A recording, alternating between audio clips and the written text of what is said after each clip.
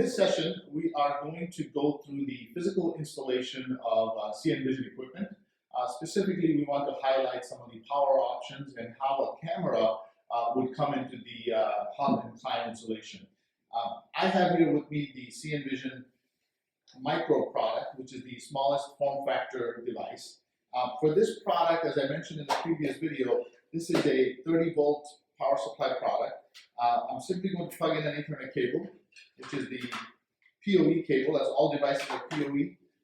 Standard PoE in some cases, but in this case it's a 30-volt PoE. With that plugged in, I'm taking my power supply that comes with the device, and in the gigabit data plus PoE port, I'm plugging this in. So this is the power supply that would typically go into your NEMA enclosure on the pole, and this Ethernet cable, which would be outdoor rated in your case, would power this device up on the tower. Now that this is plugged in and is booting up and the LED sequence is coming up, powering on, you have a Hub 360R, which, as I mentioned previously, has 360-degree coverage. In the case of the Hub 360R, you simply plug in an Ethernet cable, and you can, in this case, attach it to a 48-volt PoE switch, and I happen to have Cambium Network's CN Matrix PoE switch here. This is powering up now the Hub 360R. So in this case, you are able to use standard PoE switches. When these two are plugged in, they are registering and your link is coming up. At which point, if you happen to have a camera, which I do in this case, which is powered by its own AC to DC adapter, it has a data port from this that simply needs to go into the data port of our device. Now you've essentially created a link where the camera feed is being transmitted through the client device over to the hub device.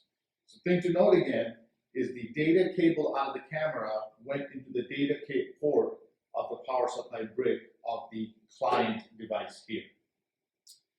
Alternatively, you could also have the camera data port connect directly to one of the ports on your switch. Power is already coming from an independent source, but now the data is going to the switch. And in the case of our client device, you would simply attach another Ethernet cable from the data port and into the switch. The best way to think about this is, if you don't have a switch, the data ports of the client or the hub device connected to the data port of a power supply of a camera essentially creates your data link between the radio side of the house and the camera feed. Alternatively, if you happen to have a PoE switch and you have multiple devices, everything can be powered independently or with the switch if it supports it. And in addition, you can plug in the data ports directly into the switch to get the data network running. This is a shortened version of the typical installation, but it does highlight some of the key aspects.